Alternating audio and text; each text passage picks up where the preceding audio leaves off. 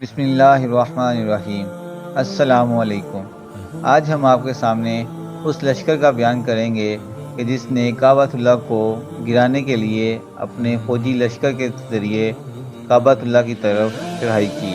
اس لشکر کا سربراہ ابراہہ تھا جو کہ یمن کے ایک حصے کا سردار تھا۔ ابراہہ یمن کا حاکم تھا اور وہ کیا دیکھتا ہے کہ ہر سال لوگ شمال کی طرف جاتے ہیں تو وہ پوچھتا ہے کہ تم لوگ کہاں جا رہے ہو؟ تو لوگ کہتے ہیں کہ ہم حج پر جا رہے ہیں، ہم حج پر جا رہے ہیں۔ ابراہہ پوچھتا ہے کیوں، وہاں کیا ہے؟ لوگ جواب میں کہتے ہیں کہ وہاں اللہ کا گھر کعبۃ اللہ ہے۔ ابراہہ کہتا ہے میں اس سے بڑا گھر بناؤں گا اور تم لوگوں کو کعبہ سے بہتر جگہ مہیا کروں گا۔ تم لوگوں کو حج کے لیے یہاں آنا ہوگا۔ اسی اثناء میں ابراہہ ایک بہت بڑا گھر کلیسیا تعمیر کرواتا ہے۔ کیونکہ ابراہہ ایک عیسائی تھا تو اس نے یمن کے شہر صنعاء میں یہ گھر تعمیر کروایا۔ ابراہہ چاہتا تھا کہ یمن میں ہی لوگوں کا میلہ لگ جائے، عبادات، کاروباری اور دیگر وجوہات کی بنا پر۔ اگلے سال لوگ اس گرجا گھر میں آنے کی بجائے کعبۃ اللہ کی طرف رخ کرتے ہیں۔ اس چیز کو دیکھ کر ابراہہ کو بہت غصہ آتا ہے۔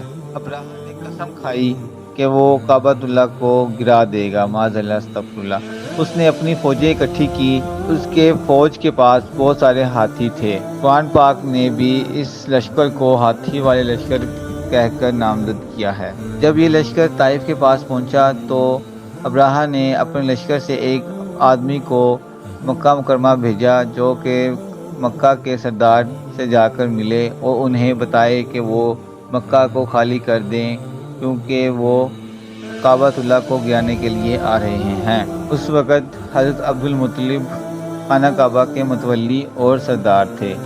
انہوں نے اس لشکر کو کہا جو چاہتے ہو کرو۔ اس لشکر نے عبد المطلب کے 200 سے زائد اونٹ اور مویشی قبضے میں لے لیے۔ حضرت عبد المطلب مکہ کے دوسرے لوگوں سے بات کرنے کے بعد اس نتیجے پر پہنچے کہ ہمارے پاس اس قدر فوج نہیں کہ ہم ابراہہ کے لشکر کا مقابلہ کر سکیں۔ خدا اپنے گھر کا حامی و ناصر ہو، وہ خود ہی اپنے گھر کی حفاظت کرنے پر قادر ہے۔ حضرت عبد المطلب ابراہہ کے پاس گئے۔ حضرت عبد المطلب بڑے باروب اور عزت والے آدمی تھے۔ ابراہہ حضرت عبد المطلب کی تعظیم کے لیے کھڑا ہو گیا۔ ابراہہ نے آپ سے کہا کہ آپ اس شہر کو چھوڑ دیں، ہم کعبۃ اللہ کو ڈھائیں گے اور واپس چلے جائیں گے، ہمارا آپ سب لوگوں سے کوئی سروکار نہیں۔ حضرت عبد المطلب نے ابراہہ سے کہا کہ میں آپ سے کعبۃ اللہ کے بارے بات کرنے نہیں آیا، آپ کے لشکر کے کچھ لوگ ہمارے مویشی اور اونٹ وغیرہ اٹھا لائے ہیں،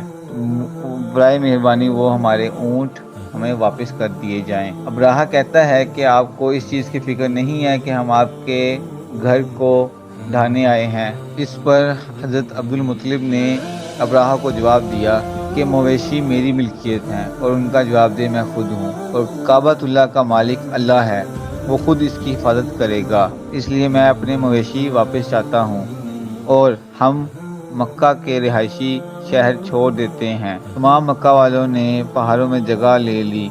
حضرت عبد المطلب کعبۃ اللہ کا طواف کرتے اور دروازہ پکڑ کر زاروں قطار روئے اور التجا کی کہ اے اللہ، ہم اس لشکر سے نبرد آزما ہونے کے قابل نہیں، لہذا تو ہی اس گھر کا مالک ہے اور تو خود ہی اس کی حفاظت فرما۔ لشکر کعبۃ اللہ کی طرف بڑھنے لگا۔ اسی اثناء میں ہاتھی جس پر ابراہہ سوار تھا، بہت بڑا ہاتھی تھا، وہ رک گیا۔ لشکر کے لوگوں نے اس ہاتھی کو مارا مگر ہاتھی نہیں آگے بڑھا۔ اسی اثناء میں چھوٹے چھوٹے پرندے دور سے کعبۃ اللہ کی طرف آتے ہوئے نظر آئے۔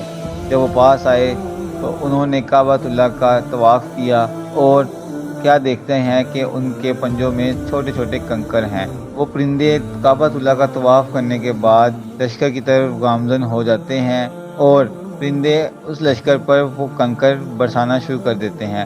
جس شخص پر بھی کنکر گرتا وہ شخص ہلاک ہو جاتا۔ اس طرح تمام لشکر نیست و نابود ہو گیا۔ اللہ تعالیٰ نے اپنے گھر کی حفاظت ایک چھوٹے سے پرندے کی مدد سے کی۔ اس پر حضرت عبد المطلب فرماتے ہیں کہ ہم نے نہ کہا تھا کہ کعبہ کا مالک اللہ ہے، وہ خود اس کی حفاظت فرمائے گا۔